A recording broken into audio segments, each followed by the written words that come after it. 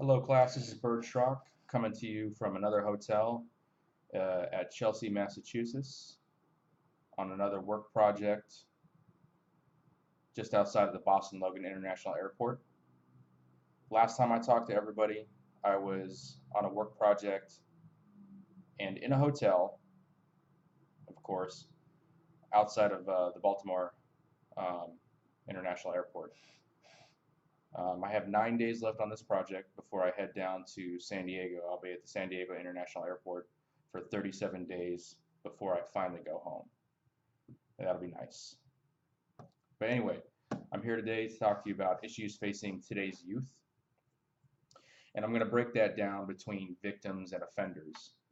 And after that, I'll be talking about positive youth programs. And you may already know about these programs. However, I just want to bring them to everybody's attention because it's something that I would like to speak about. Okay, so moving on. Issues facing youth today. In the victims category, we have property crimes.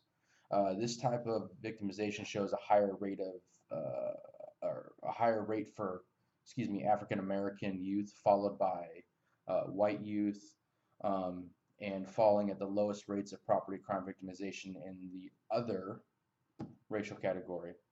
I believe this information is dated and could be updated at another time, but this is all we have in our text. So moving on to violent crime, it's affected by the community and family differences, and white youth has a lower risk when family is present. African American and Hispanic youth have a greater risk of violent crime victimization due to lack of family and community involvement.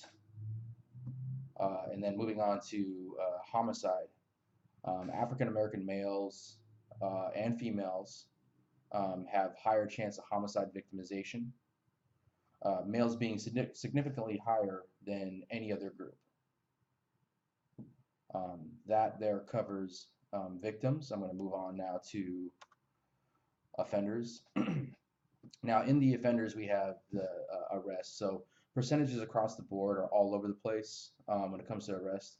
But the total percentages indicate white youths have the highest percentage of arrests, followed by African Americans, American Indian, and Asian youths. Going on to self-reported violent behavior, percentages across the board are all over the place with this as well. Similar to arrest, but Asian youths appear to have the lowest percentage of self-reported violent behavior, with Native American youth at the top of the list. Moving on to homicide, we have data that indicates that white males, white females, and African American females have a similar homicide offending rate. However, African American males have a significantly higher homicide offending rate. So that's something to think about. Now, I went over that pretty quickly because I wanted to pay more attention and give more detail to the positive youth programs that are out there. And what we have is we have, research shows that substance abuse is an issue that changes year to year. However, it doesn't go away, and it plagues today's youth. Alcohol and drug treatment programs are something that I want to talk about today. And one of those programs, positive youth programs, I should say, is, Smart Recovery. Now, Smart Recovery, SMART stands for Self-Management and Recovery Training.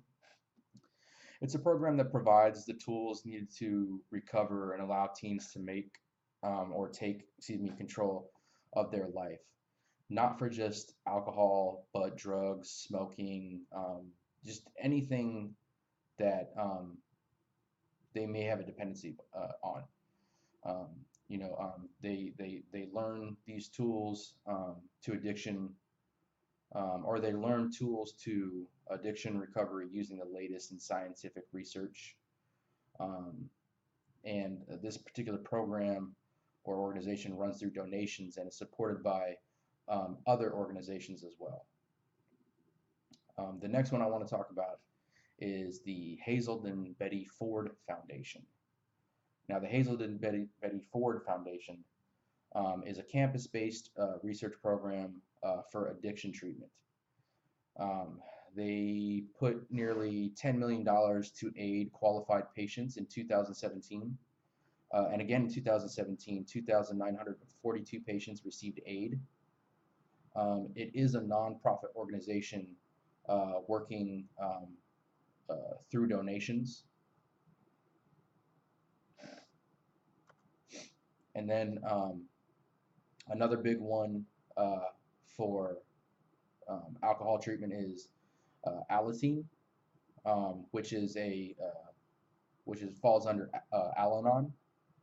It's a program that allows teens to come together to find ways to cope with problems caused by alcohol, meaning not necessarily the teen itself, the teen themselves are suffering from alcoholism or any type of substance addiction, but their life is just affected by the person who is abusing that particular substance. Alateen is self-supporting and only accepts contributions from Al-Anon members, and they do this because they don't want, or they decline all outside contributions because they want to make sure that they stay free of the influences that could take their attention away from their focus of supporting families and friends of alcoholics. So that right there concludes my presentation. Just want to say thank you for watching this. I am submitting on time. However, I know I'm at the last minute here, so hopefully somebody will be able to watch this and give me their feedback. All right, thank you very much, and good luck to everybody else.